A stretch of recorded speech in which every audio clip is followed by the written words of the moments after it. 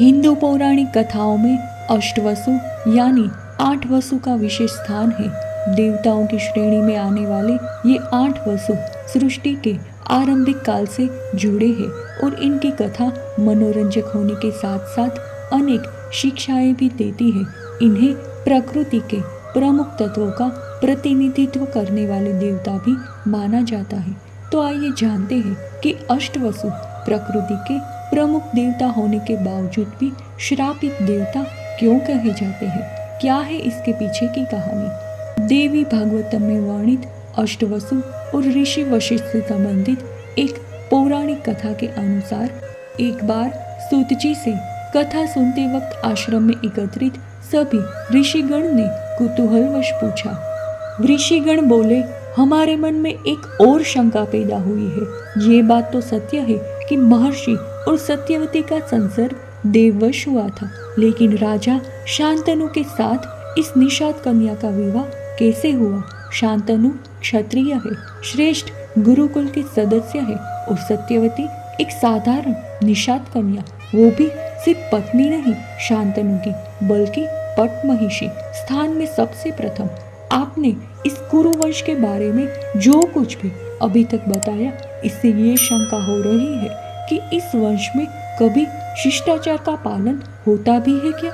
ज्येष्ठ पुत्र भीष्म के रहते हुए भी चित्रांगद राजा बन गए, उसके बाद विचित्रवीर्य राजा बन गए।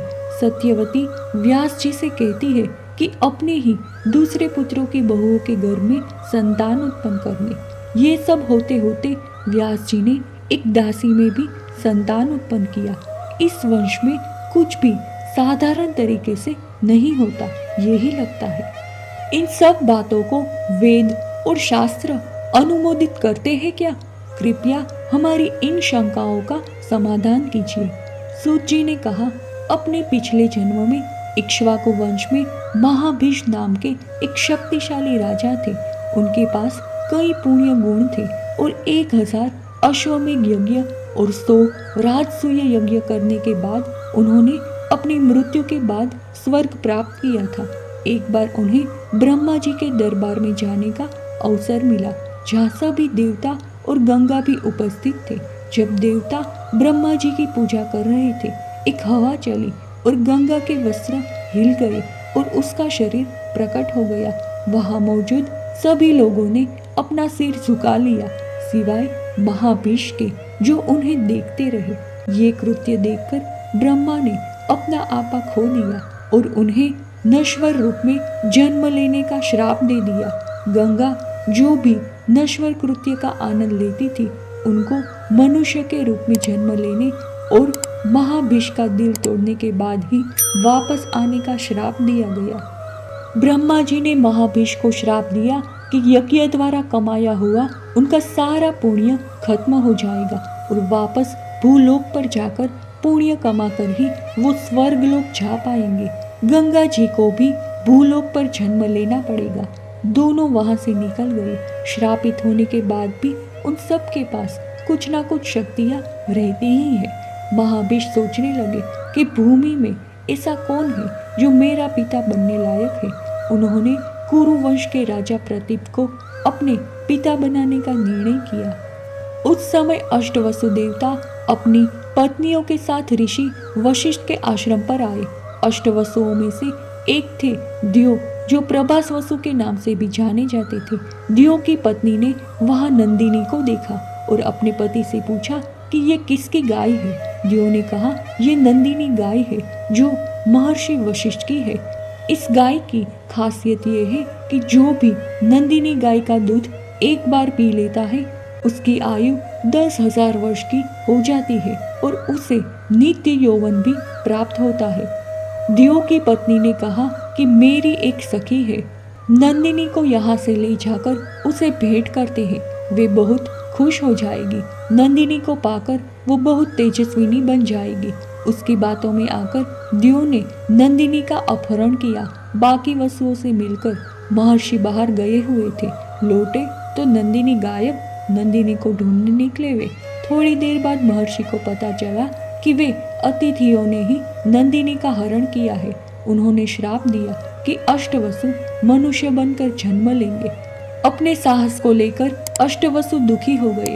महात्मा और तपस्वी वशिष्ठ जी के साथ ऐसा नहीं करना चाहिए था। सब वसु महर्षि वशिष्ठ की शरण में आए। महर्षि वशिष्ठ ने कहा कि तुम लोगों में से ध्यो को छोड़कर बाकी के साथ 1 साल के अंदर ही इस श्राप से मुक्त हो जाएंगे, लेकिन ध्यो को बहुत समय तक मनुष्य के रूप में रहना पड़ेगा। अष्टवसु गंगा जी के पास गए और बोले, हम अमृत पीने वाले देवता हैं, किसी साधारण मनुष्य स्त्री के पुत्र बनकर जन्म कैसे ले सकते हैं? आप पवित्र हैं, आप ही हमारी माता बन जाइए धरती पर। भूलोक पर एक महान राजा है शांतनु, आप इसकी पत्नी बन जाइए और क्रम से हमें जन्म देकर हमें पानी में छोड़ते जाइए। गंगा जी ने सभी वसुओं की बात मान ली। तब तक महाभीष राजा प्रतीप के पुत्र के रूप में जन्म ले चुके थे। उनका नाम था शांतनु। राजा प्रतीप सूर्य भगवान की उपासना करते थे। एक दिन जब कुरु राजा प्रतीप सूर्य की उपासना कर रहे थे, उस समय गंगा ने एक सुंदर स्त्री का रूप धारण किया। राजा के पास पहुंची और उनकी दाहिनी जांघ पर बैठ गई। जब राजा ने पूछा कि वे क्या करना चाहती है, तो गंगा ने उनसे पति बनने का अनुरोध किया, लेकिन प्रतीप ने मना कर दिया, क्योंकि उसने किसी के प्रति वासना न करने की शपथ ली थी और वे उसकी दाहिनी जांघ पर बैठी थी। और परंपराओं के अनुसार एक आदमी की दाहिनी जांघ पर उसकी बेटी या बहू के लिए होती है, जबकि बाईं जांघ उसकी पत्नी के लिए होती है। फिर उसने प्रस्ताव रखा कि वे उसके बेटे से शादी करें, जिस पर वे सहमत हो गई और वहां से अदृश्य हो गई। वृद्धावस्था में प्रतीप और उनकी पत्नी सुनंदा के घर एक बालक का जन्म हुआ। उसका नाम शांतनु रखा गया, क्योंकि जब वह पैदा हुआ तो उसके पिता ने तप करके अपनी वासनाओं पर काबू पा लिया था। प्रतीप ने शांतनु को हस्तिनापुर का राजा बना लिया और अपने पुत्र को सब बातें सुनाई और उनसे कहा कि वो दोबारा मिले तो तुम उसे अपनी धर्मपत्नी बना लेना। और राजा प्रतीप तपस्या करने के लिए जंगल में चले गए और जगदम्बा की आराधना करने लगे। माता की कृपा से उनको स्वर्ग भी प्राप्त हो गया। बहलेख जो शांतनु से बड़ा था, उसने भी उसे हस्तिनापुर का राजा बनाने की अनुमति दे दी। राजा शांतनु न्यायपूर्वक शासन करते रहे। एक बार राजा शांतनु गंगा नदी के तट पर शिकार कर रहे थे। वहां उन्होंने एक सुंदर तरुणी को देखा। हिरण जैसी आंखें, साक्षात महालक्ष्मी का स्वरूप। उन्हें अपने पिताजी का वचन याद आया, ये वही होगी जिसके बारे में पिताजी ने बताया था। राजा के दिल में वो तरुणी समा गई। राजा ने कहा, आप साधारण मनुष्य स्त्री तो नहीं लग रही है, आप अवश्य ही कोई देवी या अप्सरा है। आप मेरी धर्मपत्नी बन जाइए। वो थी गंगा जी, जिन्होंने ब्रह्मा जी के श्राप के कारण पृथ्वी पर जन्म लिया था। और राजा शांतनु थे महाभीष का पृथ्वी पर जन्म, लेकिन राजा गंगा जी को पहचान नहीं पाए। गंगा जी ने उन्हें पहचान लिया।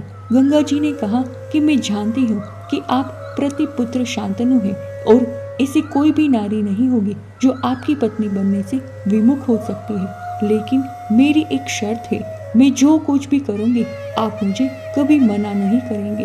अगर एक बार भी आपने मुझे किसी चीज से रोका तो मैं आपको छोड़कर चली जाऊंगी। राजा ने मान लिया। गंगा जी राजमहल पहुंच गई और राजा शांतनु की महारानी बन गई। दोनों के दाम्पत्य जीवन के कई बरस बीत गए। श्रीमान नारायण और लक्ष्मी जैसे दोनों ने अपने राज्य में विहार किया। गंगा जी ने एक एक करके 7 वसुओं को अपने गर्भ में धारण किया और पैदा होते ही उन्हें पानी में छोड़ती चली गई। शर्त की वजह से राजा कुछ भी नहीं बोल पाए, लेकिन वो बहुत ही व्याकुल और हताश हो गए। मैं क्या करूं? मेरा वंश तो खत्म ही हो जाएगा। ये ऐसा क्यों कर रही है? एक माँ कभी ऐसा कर सकती है क्या? एक नहीं, 2 नहीं, अपने 7 बच्चों को पानी में बहा दिया। कौन है ये पाप राक्षसी? इस वंश का भविष्य क्या होगा? इसे कैसे रोकूंगा तो छोड़कर चली जाएगी। अब 8वां गर्भ चल रहा है, इस बच्चे को भी अभी मार ही देगी लगता है। जैसे ही बच्चे का जन्म हुआ, राजा गंगा जी के पैरों पर पड़े। मैं तुम्हारा दास बन जाऊंगा, इसे मत मारो, इसे जीवित छोड़ दो। मेरे वंश की रक्षा के बदले में जो तुम मांगोगी वो मैं तुम्हें दे दूंगा। मैं याचना कर रहा हूँ तुमसे, पैर पड़ रहा हूँ तुम्हारे, इसके बावजूद भी गंगा जी उस शिशु को नदी में बहाने के लिए निकली। राजा को बड़ा गुस्सा आया। कौन हो तुम? ऐसा पाप क्यों करती जा रही हो? तुम्हें नरक से बिल्कुल भी डर नहीं लग रहा है क्या? मेरे वंश के विनाश के लिए ही यहाँ आई हो क्या? अब ये बच्चा यहीं रहेगा, तुम निकल जाओ यहाँ से, तुम्हारे यहाँ रहने का कोई फायदा नहीं है। गंगा जी ने कहा, शायद आपको पहले की बातें याद नहीं है। मैं गंगा हूँ और ये बच्चे जिनको मैं नदी में बहाती चली जा रही हूँ, ये सब वसुदेवता है जो महर्षि वशिष्ठ के श्राप से ग्रस्त है। इन सबको मैं उन श्राप से मुक्त करा रही हूँ। इनको कुछ ही क्षण भूमि पर रहना है। ये 8वां शिशु है दियो, इसे मैं अपने साथ ले जा रही हूँ। मेरे बिना ये नहीं रह पाएगा। जंगल में ले जाकर उसे मैं वहीं पे पालूंगी। जब ये बड़ा हो जाएगा तो आपको सौंप दूंगी। उसके बाद आप पुत्र सुख का अनुभव कर सकते हैं। गंगा पुत्र होने के नाते ये गांगेय नाम से जाना जाएगा। बड़ा शूर, धर्मनिष्ठ और बलवान बनेगा। लेकिन आपने मुझे दिया हुआ वचन तोड़ा है, इसीलिए मैं यहाँ से सदा के लिए जा रही हूँ। शांतनु अपनी पत्नी और पुत्र के वियोग से दुखी होकर ब्रह्मचर्य का पालन करने लगे और अपने राज्य पर बहुत अच्छी तरह से शासन करने लगे। केवल सदाचारी आचरण अपनाने से शांतनु बिना हथियार उठाए आसानी से पूरी दुनिया पर विजय प्राप्त करने में सक्षम हो गए। सभी राजाओं ने शांतनु को सम्राट घोषित कर दिया और उनका शासन शांतिपूर्ण रहा। शांतनु ने शिकार करना छोड़ दिया और अपनी प्रजा में लोकप्रियता हासिल की। एक दिन गंगा किनारे टहलते हुए शांतनु ने देखा कि नदी उथली हो गई है और इस घटना का कारण खोजते समय उन्हें एक सुंदर युवा बालक मिला जिसने अपने दिव्यास्त्र से नदी के प्रवाह को रोक रखा था। वे बालक उनका पुत्र था। हालांकि वे उसे पहचान नहीं पाए क्योंकि वे उसे जन्म के बाद केवल कुछ क्षणों के लिए ही देख पाए थे। बालक ने पहचान लिया कि वे उसके पिता हैं। हालांकि उसने उसे ये बात नहीं बताई। इसके बजाय वे अपनी माया का प्रयोग करके उसकी दृष्टि से ओझल हो गया। ये देखकर शांतनु को आश्चर्य हुआ कि क्या बालक वास्तव में उनका पुत्र है और उन्होंने गंगा से बालक को दिखाने के लिए कहा। इस प्रकार प्रकट हुई गंगा ने उन्हें बताया कि बालक वास्तव में उनका ही पुत्र था और उसे ऋषि वशिष्ठ ने पवित्र शास्त्रों का ज्ञान और परशुराम ने युद्ध कला सिखाई थी। वे आपके वंश का नाम और रोशन करेगा। अपने पुत्र के बारे में सच्चाई बताने के बाद उन्होंने शांतनु से उसे हस्तिनापुर ले जाने को कहा। ये कहकर गंगा जी अंतर्ध्यान हो गई। राजा उस बच्चे को रथ में बिठाकर राजमहल ले गए। राजधानी पहुंचने पर शांतनु ने उस बच्चे को राजगादी का उत्तराधिकारी घोषित किया। शांतनु को गंगा से वियोग का दुख तो था, लेकिन ऐसे कुशल पुत्र को पाकर वे बहुत प्रसन्न हुए।